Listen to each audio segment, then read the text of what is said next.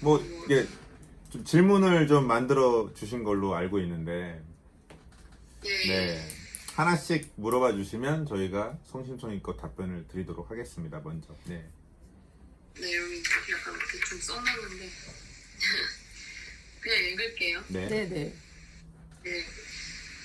뭐 아까 한 얘기도 좀 섞여 있긴 한데 결혼한 지 6년이 되었는데 그동안 아이들도 낳고 겉으로 보기에는 크게 문제없는 부부 같기도 하지만 제가 느끼기에는 깊이 들어가면 갈등도 많고 상처도 많은 것 같습니다.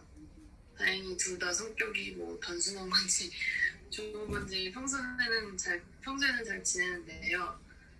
이렇게 뭔가 충돌이 일어나거나 이렇게 갈등이 일어날 때마다 그걸 지혜롭게 풀어나가는 법을 몰라서 서로에게 상처를 주게 된 것 같습니다.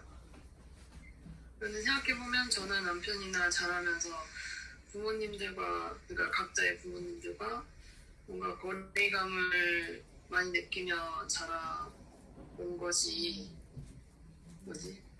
그런 환경에서 자라온 것이 지금의 부부관계에서 이제 표면으로 드러나는 게 아닌가 생각이 많이 듭니다. 그래서 질문을 이제 세 가지 질문이 메인인데, 첫 번째가 부모님과 이렇게 갈등이나 이견차가 심한 경우 어떻게 해야 할까요? 두 번째는 제가 남편을 더 이해하고 싶은데 어떻게 하면 그렇게 할 수 있을까요? 세 번째가 부부간의 갈등이 있거나 이제 건강한 대화가 부족할 때 어떻게 해야 할까요?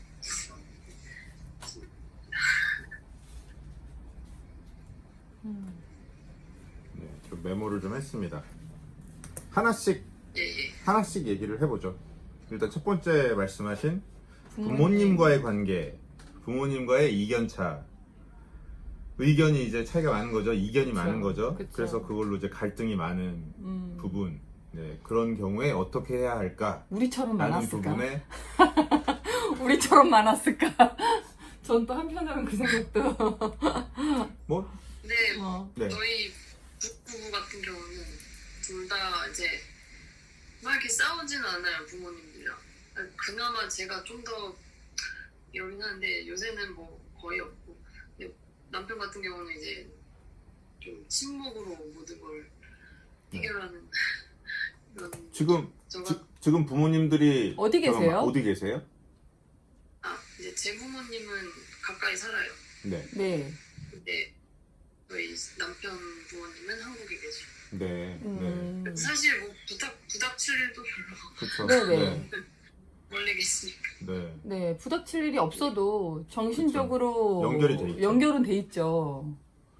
상당히 예. 그게 더 부담스러워요. 어떻게 보면 이렇게 멀리 떨어져 있고, 저희도 상해에 13년 살면서 시부모님이 한국에 계시고 이렇게 떨어져 있었음에도 불구하고 이게 끊어지지는 않더라고요. 정신적인 문제라든지 그런 게. 아니 아무래도 이렇게 일단은 당신부터가 네, 당신은 그 중국 가기 전에 네, 제가 이제 엘리의 부모님, 엘리 이제 어머니하고 가족들, 형제들한테 제가 들었던 이야기가 가족에 대해서 전혀 신경 안 쓴다. 그때 옛날에 엘리가요. 우리 중국 가기 전에 네. 저는 좀 약간 굉장히 차갑고 네, 좀 냉정한. 냉정하고 가족의 대소사에도 그렇고 아예 가족에 대해서는 전혀 일말의 신경도 안 쓰는 애다 라는 얘기를 듣던 중이었어요. 엘리는. 저는 굉장히 신경을 많이 쓰는 편인데 이제 그 신경을 많이 쓰는 와중에 그 안에서 굉장히 이제 분쟁이 굉장히 많은 상태였고요. 그러니까 제이든이랑 저랑은 완전 다른 게, 저는 가족 간의 어떤 소통이라든지 뭐 이렇게 서로 만남이라든지 이런 게 되게 없었는데, 없었음에도 불구하고 그 사람들에 대해서 뭐 나쁜 감정이라든지 막 이런 그런 거는 전혀 없었죠. 뭐 이제 그들과의 뭐 문제점이라든지 이런 거에 대해서 그냥 그런 거 있잖아요. 옛날 그 시골의 그 부모님들이 연락이 없으면 무소식이 희소식이다. 약간 이런 식의 분위기였어요, 저희 집은. 그래서 정말 한 달에 한 번이나 1년에 뭐 한두 번 정도 전화하면 그래, 너 잘 살고 있으면 그걸로 됐다. 우리 엄마는 좀 약간 이런 스타일이거든요. 엄마도. 그래서 저도 약간은 뭐 근데 저랑 다르게 제이드는 정말 부모님이랑 전화 통화해도 한 3시간 막 4시간 막 이렇게 할 정도로 그러니까 정말 이 소통이 역할이 제가 보통 딸들이 하는 그거를 제가 예, 약간 이제 하는 조금 편이었고. 여성적인 좀 이렇게 꼼꼼한 편이고 좀 엘리가 오히려 보통 상담을 해보면 엘리가 좀 남편들하고 비슷한 성향. 네, 지금 남편이랑 저랑 좀 비슷해요. 저도 좀 침묵으로 해결하는. 침묵으로 해결하는 그런 예. 과였어요. 지금은 아닌데. 네. 그래서 그걸로 되게 많이 힘들었죠, 제이든이. 근데 저는 결국은 저는 이제 뭐 왜 그렇게 가족들하고 힘들었을까 생각을 해보면 우리가 아까 서두에서도 얘기했던 것처럼 네. 처음에는 저는 그분들이 변할 수 있을 거라 생각했어요. 이제 아니 뭐랄까 그분들에게 문제가 있다는 생각을 안 했다면, 그리고 나에게만 문제가 있다 생각했다면 내가 변하려고 했겠죠. 근데 그분들한테 문제가 있었어요. 항상 나한테만 자세를 요구하는데, 저는 자세, 태도라는 것은 나이랑 상관없다 생각하거든요. 네. 부모 자식 간 그런 거 전 상관없다 생각해요. 그리고 좋은 태도, 좋은 자세는 부모가 보여주는 거라 생각해요. 근데 말이 안 통하면 매를 들고 맞아요. 욕을 하고 강압하고 무시하고 강제적으로. 그치. 거의 모멸감을 주고 음. 그런 식으로 나한테 대해놓고 나한테 자세가 좋아야 된대. 근데 당신들은 할 만큼 다 했대. 충분히 했대. 이 시대의 그 부모 세대들, 우리 기준으로 부모 그렇죠. 세대들이 갖고 있는 거의 대부분. 그쵸, 생각 중에 하나가 당신들은 최선을 다했다고 얘기를 해요. 이 이상 어떻게 해주냐라고, 내가 이 이상 어떻게 했어야 됐냐라고 얘기를 하시죠. 미안하다는 얘기, 잘못했다는 얘기 안 하세요.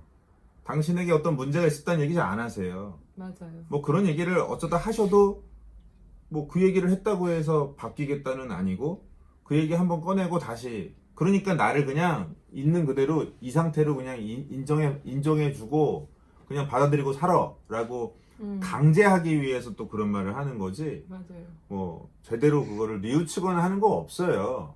지금의 이 부모 세대에는 그러니까 뭐 전부 다 없다라고 하면 그냥 일반화 오류고 대부분 없다라고 보면 될 것 같아요. 특히 분쟁이 아직까지 있는 가정의 경우는 거의 다 그게 문제예요.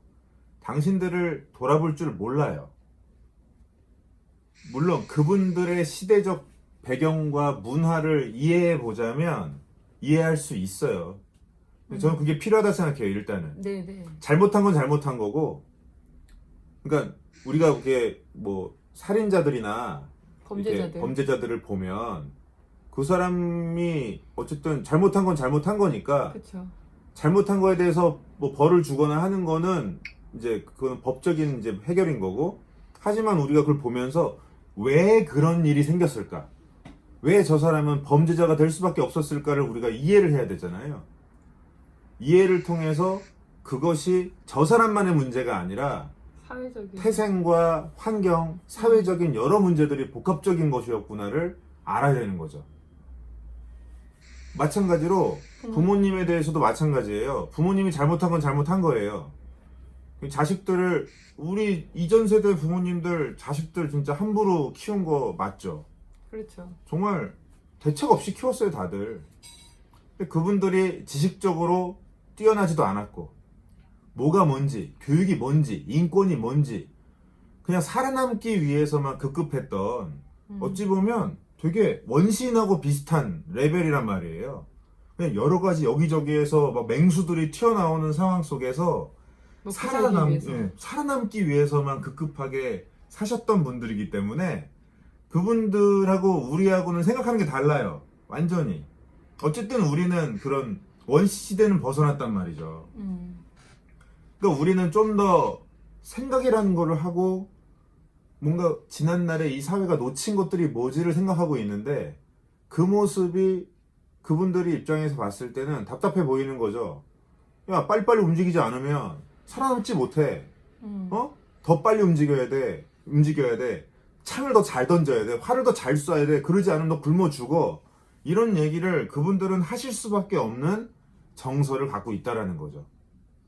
근데 이것은 나쁘다라고 볼 게 아니라 결과는 나빴지만 안타까운 부분인 거죠. 그렇죠. 그분들이 저럴 수밖에 없었겠다라는. 네. 그래서 저 같은 경우도 거기까진 갔어요. 예전에. 네. 그러니까 우리 부모님이 참 이런 안타까움이 있구나. 그런데 문제는 그 뒤에 저는 되게 이해하려고 노력하고 받아들이려고 노력하고 함께 하려고 노력하고 저는 저희 아버지가 저희를 이렇게 뭐 어렸을 때 안아주거나 뭐 그런 게 없었지만 저희 어머니는 좀 히스테리컬한 성격이고 아버지는 되게 무관심했고 제가 나중에 되게 노력을 많이 했거든요. 제가 아버지 먼저 손을 잡으려고도 노력하고 안으려고도 노력하고 막 그랬었어요. 대화도 많이 하려고 노력하고 제 주변에서는 뭐 야, 효자상이 있으면 넌 받을 거다 막 이런 얘기도 들었었고 저도 깜짝 놀랐거든요. 오, 이런 효자랑 결혼하면 안 되는데 막 이런 생각까지 들 정도로. 근데 저는 그때 그랬던 것 같아요. 정말 제가 그런 노력을 하면 그 사람들이 그분들이 바뀔 줄 변할 알았어요. 거라 생각했어요. 제가 그런 노력을 하면 그분들이 그리고 왜냐면 주변에서 듣게 되니까 야 진호 같은 애가 어딨어 하면서 아유 저는 우리 집 애들은 그냥 부모에 대해서 신경도 안 쓰고 전화하면 단답형으로 얘기하고 끊어버리고 다 그 모양인데 아유 그래도 그 집 자식은 이런 얘기를 많이 들었었죠. 그래서 저는 내심 그런 얘기를 들으면서 부모님이 반성도 하고 뉘우치고 변화하실 거라고 생각했어요. 사실 저는 그 목적이 있었기 때문에 그렇게 했던 거예요. 그런데 걔네들은 당연한 걸 안 하는 애들이고 넌 당연한 걸 하는 애야 라는 인식을 갖고 계시더라고요. 제가 거기서 돌아버렸어요. 저는 솔직히 부모님하고의 관계가 문제가 없었다면 중국 안 갔을 거예요. 그러니까 저나 아내나 둘 다 한국에서의 기억들이 너무 안 좋았기 때문에 맞아요. 한국을 떠나고 싶었어요. 저희는 떠나면서 공항에서 떠나면서 그런 얘기를 했어요. 이 땅은 웬만하면 밟지 말자. 우리 죽는 날까지 이 땅은 밟지 말자. 우리 아이들도 밟을 일 없게 하자. 한국은 그냥 망하든 말든 그냥 이렇게 그냥 그들끼리 살으라고 하고 우리는 이 문화가 너무 싫다. 이 이전 세대들의 이 문화도 너무 싫고 이젠 받아들일 수도 없겠고 나 이만큼 노력해봤지만 아우 진짜 변할 기미도 안 보이고 다들 당연한 걸로 알고 우리가 길 가다가도 동네 할머니 할아버지들한테 거기 교민사회도 마찬가지 아닐까요? 그분들한테 인사하고 친절하게 하면 그분들이 나한테 이렇게까지 해줘서 고마워요 이러나요? 당연하게 생각해요. 당연하게 여기지 않아요? 여기 캐나다 할머니. 아니요 거기에 이제 교민사회에 한인들. 한인들 교민. 할머니 할아버지들 할아버지. 저렇게 고마워하시는, 그러니까 여기에 오래 사신 분들은 네. 조금 또 다르게. 좀 캐나다화 된 분들 30년대 예, 캐나다화 많이 되신 분들은 좀 다른데, 그죠. 예, 반반인 것 같아요. 네, 그러니까 결국은 캐나다화 됐다라는 전제가 있는 거잖아요. 그렇죠. 예. 근데 그렇지 않은 말씀하신- 분들은 당연하게 여기잖아요. 예, 되게 권위적이고. 그렇죠. 그래서 저희는 그 이유가 되게 컸어요. 중국으로 간 이유가. 그래서 저는 중국에 근데 가 있는데도 이제 부모님하고 연락을 나눌 거 아니에요? 가끔 놀러도 오시고.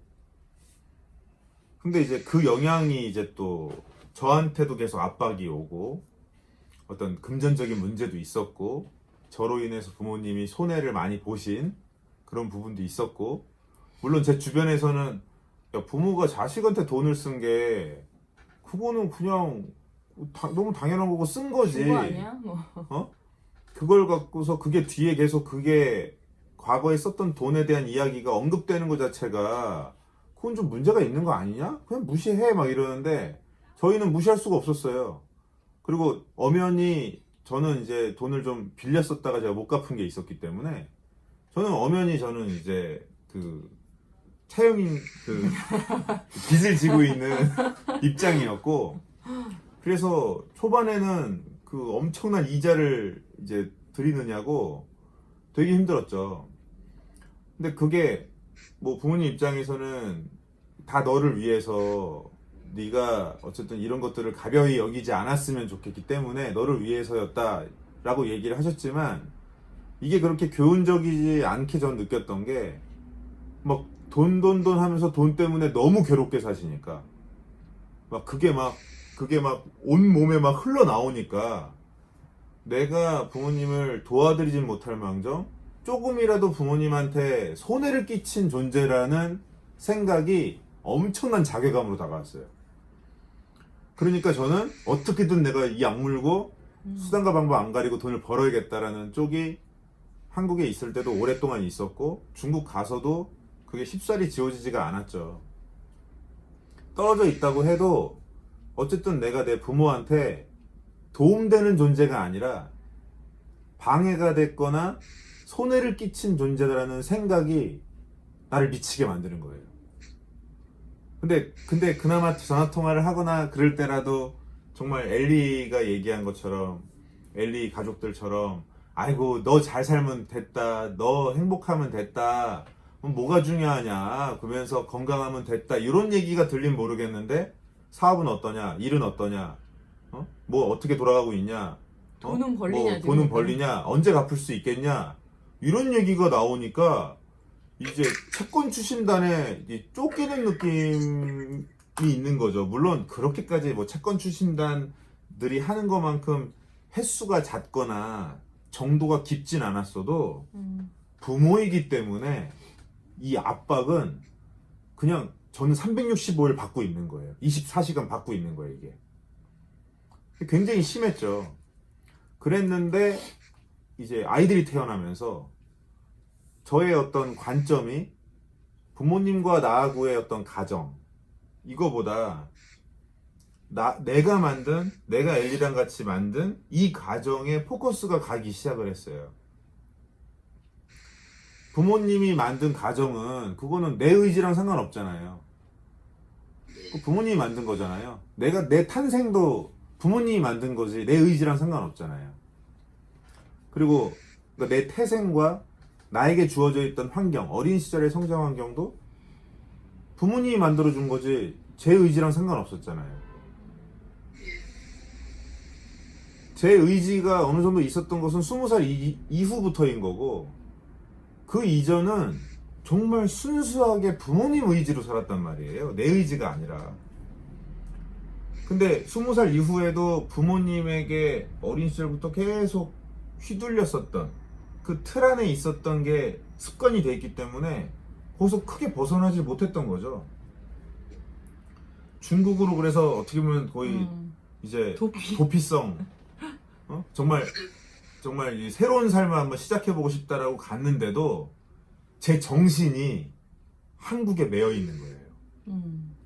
과거의 습관, 부모로부터 받았던 어린 시절의 상처와 습관과 그 수많은 것들에 제가 매여 있는 거예요. 맞아, 그게 되게 심했어. 네, 되게 심했어요, 저는. 그러니까 실제로 부모님이 저한테 잘못하셨다 싶은 부분보다 더 심했어요, 저는. 그러니까 그 제 성격의 문제인 거죠. 타고난 제 성격이 민감하다 보니 부모님이 저를 아주 많이 안 때렸어도 저는 그 몇 번 맞은 것 자체가 저한테는 굉장히 비인격적으로 저한테는 어마어마한 상처가 돼 있었고, 그러니까 저보다 더 안 좋은 환경에서 자란 사람들도 자살 시도 안 하고 그런 자살 고민 안 하고 잘 사는 사람도 많은데 저는 그 정도도 못 버티고 되게 죽으려고 하고 힘들어 했던 거죠. 그거는 저의 문제이기도 하지만 어쨌든 부모가 자식의 성향, 성격을 파악하고 그것에 따라 잘 이끌어줘야 하는 것도 부모의 책임이잖아요. 근데 그런 부분은 또 방치돼 있었기 때문에 학교 공부 안 한다고 매를 맞은 적은 있어도 그런 성격적인 부분, 그러니까 학교 성적을 체크하는 건 있었어도 저의 성격과 성향과 저의 감수성을 체크해 주신 적은 없었고 정서적 지지를 해 주신 적도 없었기 때문에 그치. 얘가 왜 이렇게 외로워하는지 네. 힘들어하는지 그런 거를 별로 신경 안 쓰고 공부에만 그죠? 이제 거의 신경을 썼겠죠. 그렇게까지 공부를 안 하고 공부를 놓고 있었으면 좀 포기도 포기를 빨리 하셔야 하셨어야 되는데 포기를 안 하셨죠. 음. 그러니까 부모님은 저한테 그러세요. 네 얘기 듣다 보면 우리가 되게 못된 부모 같다. 우리 그 정도까지는 안 했다라고 얘기하시는데 물론 지금은 얘기하죠. 아, 이해한다고. 근데 이거는 분명히 내 입장에서의 내 성격하고의 케미가 하필 그랬을 뿐이다. 그런데 그렇다고 잘한 건 또 아니지 않냐. 그리고 분명히 자식이 어떤 케미를 가질 수 있는 존재인지는 알았어야 되는 것이 또 부모의 책임인데 그 책임을 다하시지 못한 것도 사실이지 않냐. 하지만 이해합니다. 살아남기 바빴기 때문에 그럴 수밖에 없었다는 것을. 지금 이제 그 정도로만 얘기를 하고 있죠. 아무튼 저희가 중국에서는 정신적으로도 그 고통이 심했기 때문에 이제 심한 상황에서 아이들이 태어났고 아이들 쪽으로 내가 만든, 내가 아내와 같이 우리의 의지로 만든 가정이잖아요. 이 가정이 우리 부모 세대의 가정을 닮아가는 거를 저는 용납할 수가 없었어요. 전 그게 가장 괴로웠어요. 그게 가장 끊고 싶은 굴레였어요. 그것 때문에 가장 고통스러웠고 제 속에서 저도 모르게 그러니까 이전에 제가 받았던 상처가 나만 괴롭히는 건 괜찮은데 그 상처가 내 아내와 내 아이들을 괴롭히는 거야. 그러니까 제가 이제 뚜껑이 확 되게 애들하고 잘 놀다가도 이제 뚜껑이 확 열리면은 이제 막 애들을 막 되게 무섭게 때리기도 하고 막 그랬었는데 그러고 나면 제가 자괴감에 막 빠지는 거예요. 막 미치는 거예요. 이거는 차라리 이런 아빠는 없어지는 게 낫지. 내가 이 아이들한테 무슨 영향이 있지? 되게 욱하는 성격이거든요. 제 애들이. 아니, 원래 고릴라도 좀 그래요. 네. 진짜. 고릴라가 원래 평상시에는 되게 요즘은 안 부드럽고 그러는데 옛날에 이 사람을 처음 봤을 때 이 사람이 되게 사랑이 많은 사람이거든요. 그리고 한 사람에게 뭔가 이렇게 관계를 맺고 그 사람과 이렇게 좋은 시간을 보낼 때는 너무 좋다가도 갑자기 조금 아주 사소한 거에 짜증이 훅 올라오면 진짜 예를 들면 이렇게 난방을 이렇게 잠그는데 빨리 외출을 해야 되는데 이게 좀 오늘 왠지 좀 아닌 것 같은 거예요. 그럼 얘를 팍 뜯어버려요. 혼자서. 그래도 혼자서 저한테 화를 내는 게 아니라 혼자서 자기 스스로한테 화를 내는 거예요.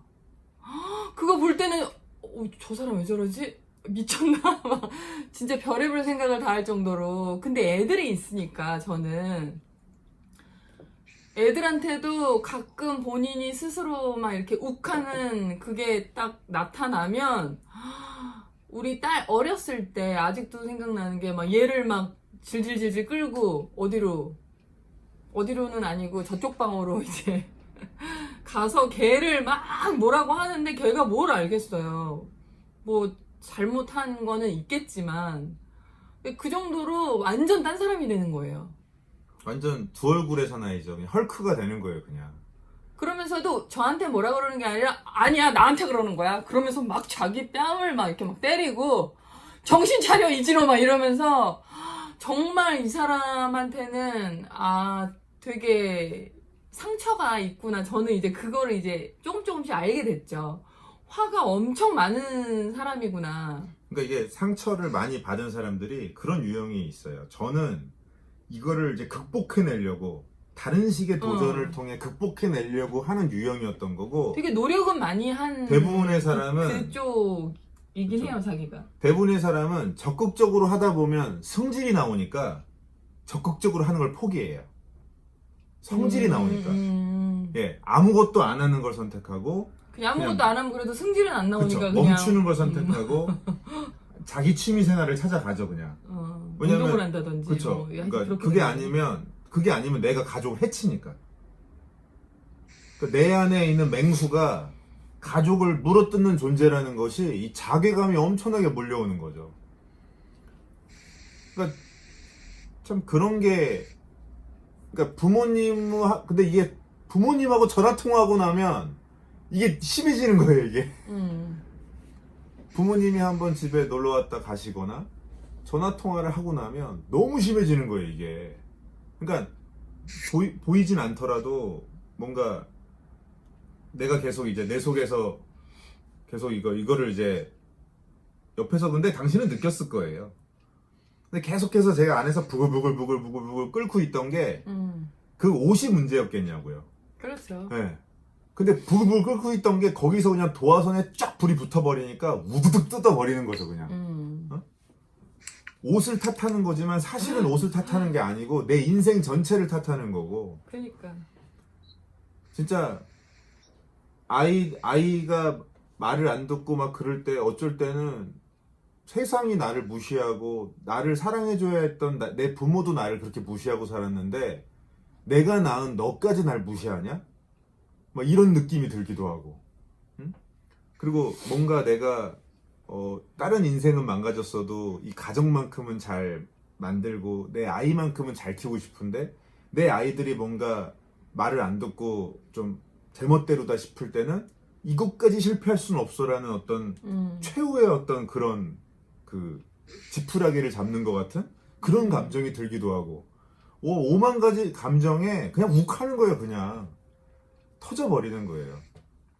터트리고 나면 뒤에 가서 또 정말 아이고 병신 진짜 너 왜 그러고 사냐 이러면서 또 자책감으로 또 혼자 술 먹고 혼자 울고 혼자 그냥 뻘짓하러 다니고 계속해서 뭔가를 잊으려고 자꾸 하는 거죠. 그러다가 이제 아버지한테 인연을 끊자고 했어요.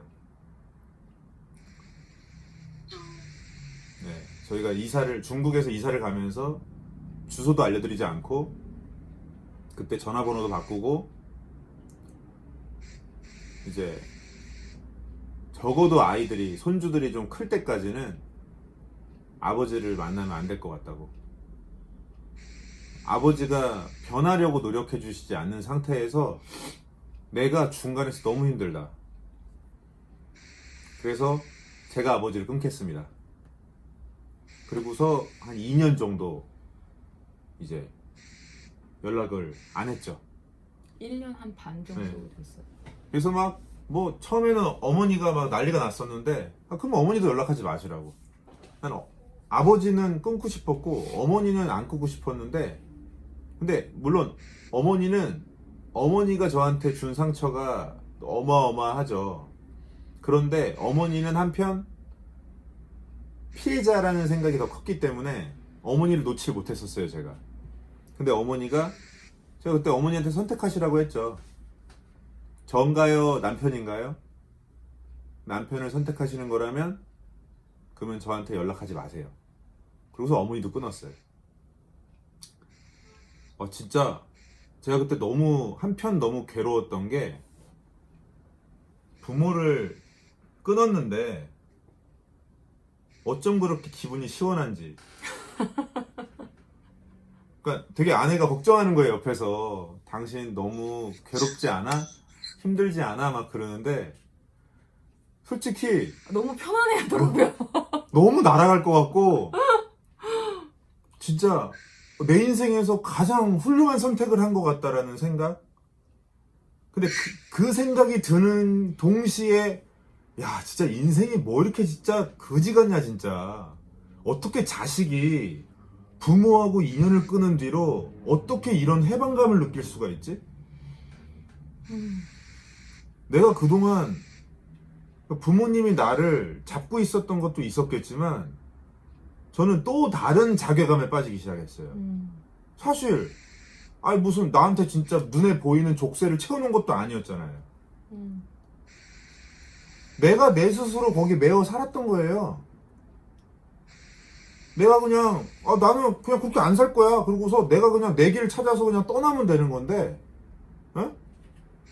내가 길바닥에 자더라도 난 내 인생 찾아서 갈 거고 내 인생 신경 쓰지 마세요. 그러고서 내가 개척해 나갔으면 됐는데 부모님하고 사이좋게 지내고 싶어 했어요. 저는 그래야 한다고 생각을 했어요. 그렇기 때문에 내 길을 떠나질 않았어요.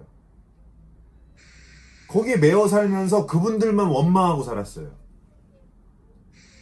결국 20대 전에는 그분들의 잘못이지만 20살 이후로는 제 잘못인 거예요. 내가 매여 있었던 거예요. 그리고 중국을 가고 나서도 결국은 내가 매여 있었던 거예요. 그러니까 내가 그 인연을 끊는다고 했던 게 따지고 보면 뭐 인연 끊는다고 해서 그 천륜이 사라집니까? 처음으로 제가 독립한 거예요.